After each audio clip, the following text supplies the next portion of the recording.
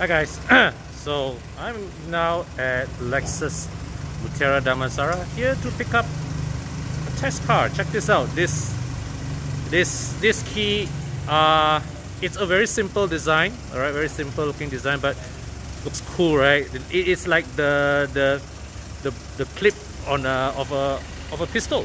Okay, it's very nice. It actually looks like, also reminds me of certain cool lighter designs, and I'm reviewing no. I'm reviewing the Lexus UX 200 F Sport.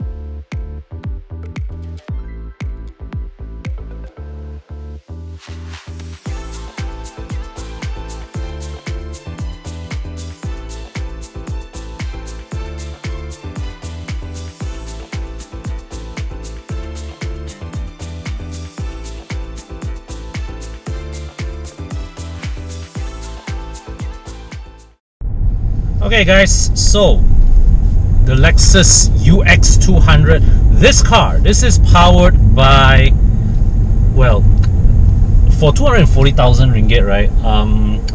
It's kind of down on power from the opposition, because if you look at the X1, you get a 190 horsepower 2-liter turbo. You look at the XC40, you get a 254 horsepower 2-liter turbo.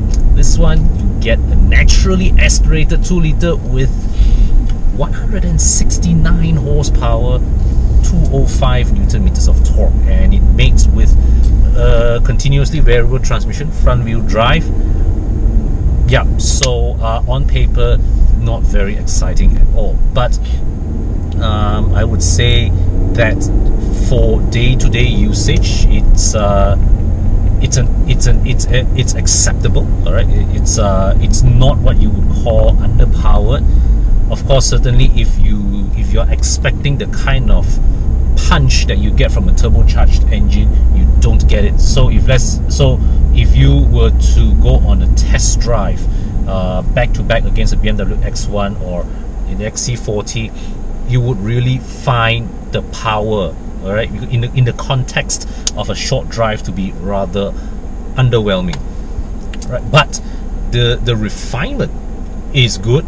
And if you are using this purely in day-to-day driving, you know, driving in your housing estates, driving through traffic, heavy traffic congested, roads, then it's all right.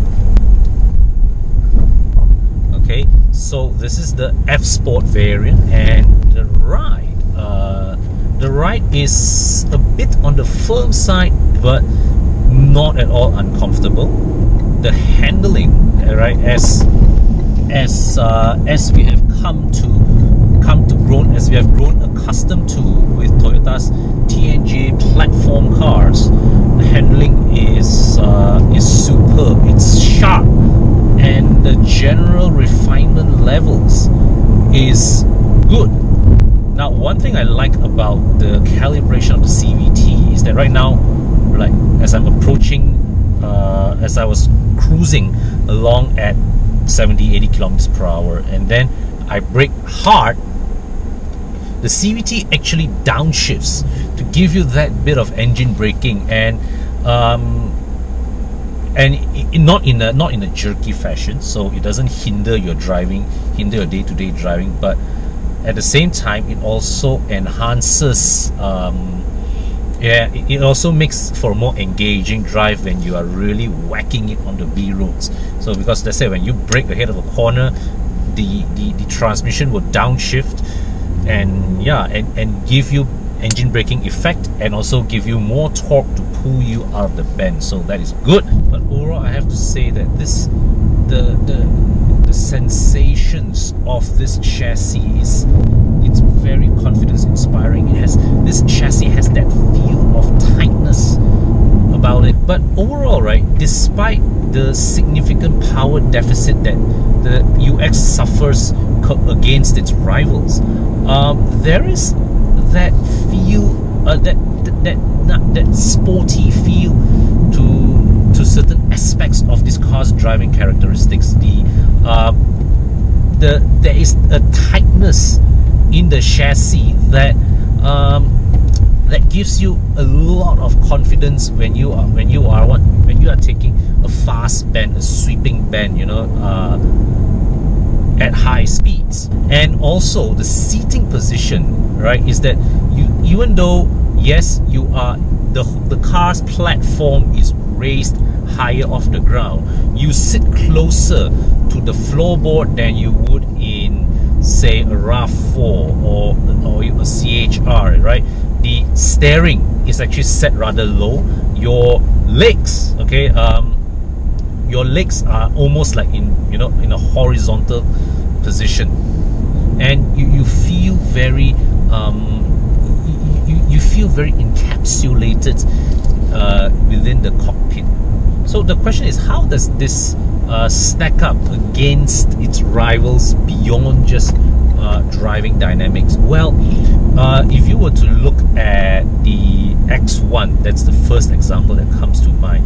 X1 is way more spacious, better performance, but the interior build of the X1 does not feel half as special as this.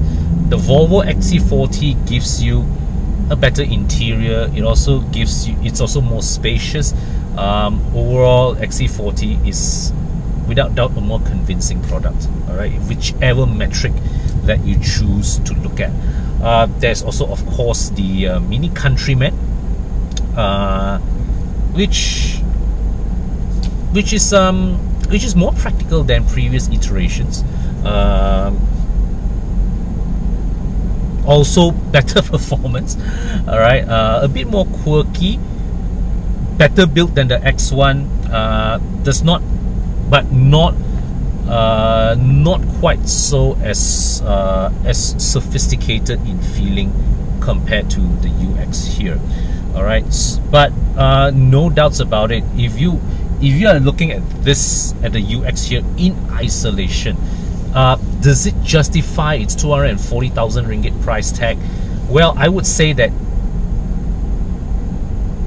if you are okay with the engine and drivetrain combination, then all other aspects of this car, it looks and feels the part.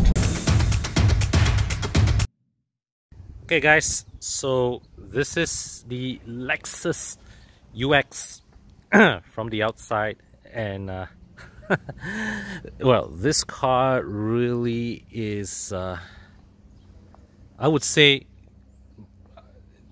the designer of this car really knows no chill, because it's just lines everywhere. It's like, you walk around this car, right? It's like suddenly here's one line, there's one line, and I have to say that from this angle, this it really gives the you get the what you call visual impression that it's almost like an origami folded car, right? Such is the number of the sheer volume of lines running all over the bodywork. Okay, so I mean, just by standing here looking at it from dead side, all right, you can see here now there's this one line here that runs parallel to the wheel arch, go to the side mirror, and then here this one more line that runs along the waist, and here you see, and then it just suddenly shoots up, it points up, goes here, and just abruptly ends like that. All right, and down here this one, another line that sort of in a way runs parallel to the one above, and it just sort of like absorbs into the bulging wheel arch. And here this line runs parallel to the wheel arch again, and down up here also along the pillar here, this very gentle line. Okay, that runs like this, and you can see here right from the side here, this line actually sort of like the door panel actually bulges out there and it's depressed here. So a lot of things going on, and you know, you see here right, this line, okay, even on this plastic cladding, they took the trouble to put design lines here, all right, then here again down, a gentle one here, but here this line and this line, they don't match up. Okay, they just don't match up. We know Lexus well enough that this is done on deliberately, but the effect, it's no less jarring. Now you come to the front end, okay, it's just as striking here, all right, where you can see the bonnet. If you look at the bonnet from this angle, so you see here coming from the headlights, there's this line that runs up, okay, and the best part is right, as this line runs up here, you can see even the windscreen, the termination line of the windscreen, actually it rises together with it. Okay, so this line here in the windscreen, it follows this contour, and another character line here. So this is another line here, and so you have a depression here that runs down and goes into that sort of like flows into the bumper, and out of nowhere here suddenly this thing it points out.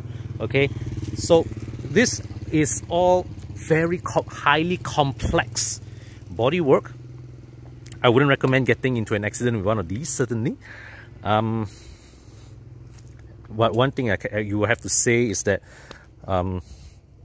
people used to call Lexus uncle cars. Like, well, I can't imagine your uncle driving one of these, that's for sure. Oh, the side mirror. Side mirror has a two-tone color. So two-tone and set with a chrome insert in between. All right, so you can see here this very sharp finish here to the side mirror. Here you have satin chrome finished roof rails, and I think those are actual screw holes there for you to install roof racks. So you can see even at the top here, right? So it's sort of like this bulge here again, and you can see more character lines running out everywhere. And even here, you look at the tail end. So you see there, from here, this line just run, this short one sharp line, all right, that gives a cut effect. And you can see here another line that follows the tail lights. So the tail lights has that single strip tail lights that run across the entire width of the car. All right, so you see there, here is another line, right up.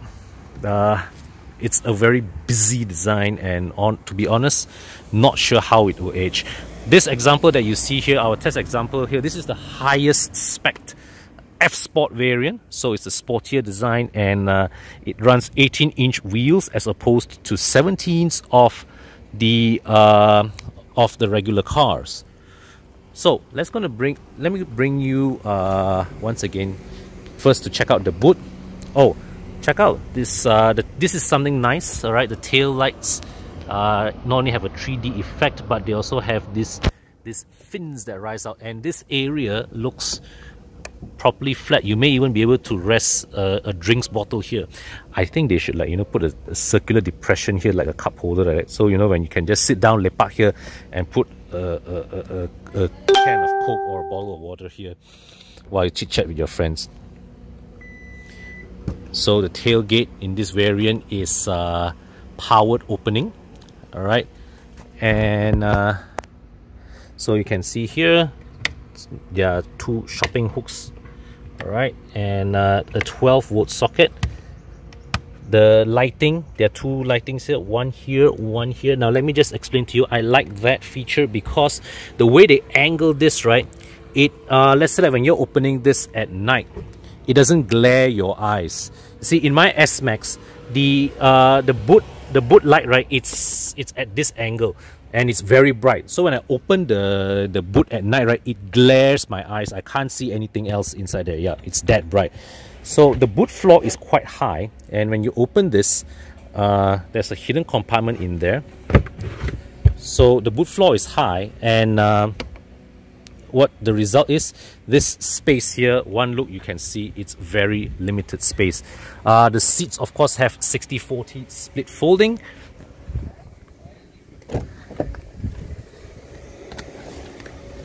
Okay, and you have this panel here, okay, that sort of gives it a continuous boot floor, but it's not perfectly flat. Almost like it's almost like all these lines outside the car, right? So it's discontinuous. So the boot floor here, it sort of rises. Then this panel it drops down, and then it rises here back up again. Okay, and this is spring loaded. You see this thing here, this is spring loaded. All right. Now here the rear section of the cabin, you can see the upholstery, very bright red upholstery, and I think this is a great interior color, very bold, very adventurous. Well done, Lexus. You can see here also the speaker panel also have this 3D patterns here, but the usage of materials, you can see here, surprisingly, this is hard grade plastic. This is a softer touch plastic. This is leather, and so this is a brushed finish there.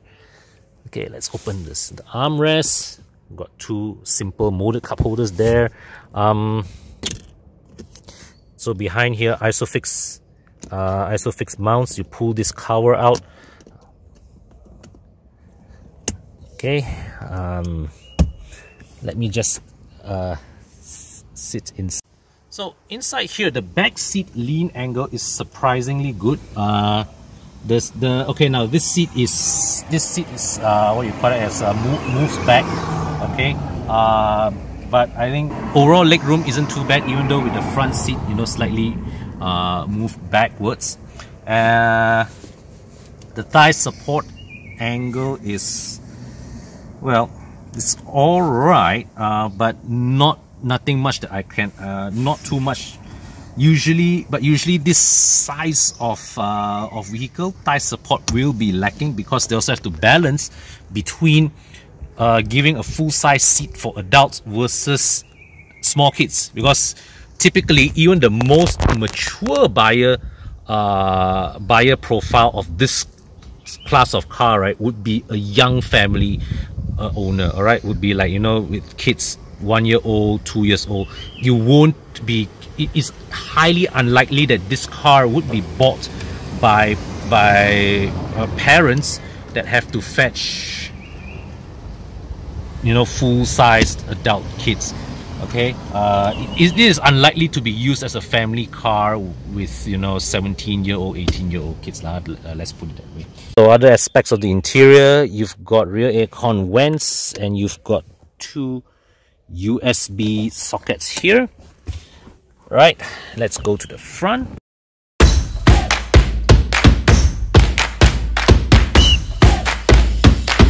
Okay, so as you would expect, the UX200 has keyless entry.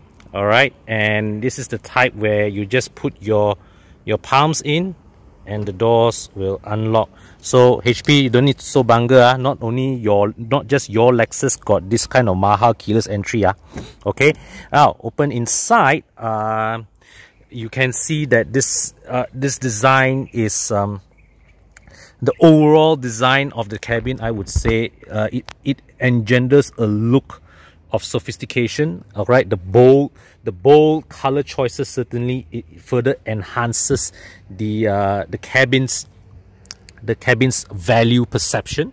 Here's the door card. Now compared to the rear door card that I showed you earlier, right, this one now, the top piece here is hard plastic. Is soft touch plastic. This piece here is still hard plastic. This is still hard plastic, but here you get, you know, leather armrest, and here this is a brushed kind of material. Okay, but strangely, right, it is of a slightly different grade than the one here. This one is actually pleasant to the touch. When you rub your fingers across it, you hear a sound. Okay, all right. So you step inside. So I start the car, and you can see the seat now just pushes me forward to my previous sitting position. Okay, so now I'm going to start the car again because there's something I want to show you guys. The startup animation of the cluster and the infotainment screen, it's lovely. All right, and this instrument cluster is nothing new, but it's something that I first saw in the 2013 IS. That's the one after HP's IS, and you press this button. Honestly, this does not grow old. Okay, I can do this all day. It's like when you're stuck in a traffic jam, you're bored, right? What do? Then you press, and you can hear as you move it, right? There is a sound, right, that comes from the movement. So you use this pad here to browse through the screen functions. All right. And of course, this display shows you more, because when you shift to the more conservative look, the number of screens become accordingly limited. So naturally, I would say you want to spend more time in this screen. Okay, so the overall look of the cabin, this immediately, right, if you jump from a BMW X1 into this, oh, this immediately looks like 100k more expensive, just like that, even though it's not as practical, and also perhaps some of the controls are not quite as intuitive, particularly the infotainment screen. Now, this is an area where I would say Lexus has a bit of catching up to do, because this screen really, Lexus infotainment system till today still lacking in terms of intuitiveness, in terms of user friendliness. Like you see this screen here, now it's not a touch screen, never mind, but this touchpad is extremely unintuitive to navigate, especially when you're on the move. Okay, and there is also no shortcut to the home screen. There's no home screen. All right, and yeah, so this is just there's a shortcut to the map, but that's about it. All right, there's a shortcut to the map.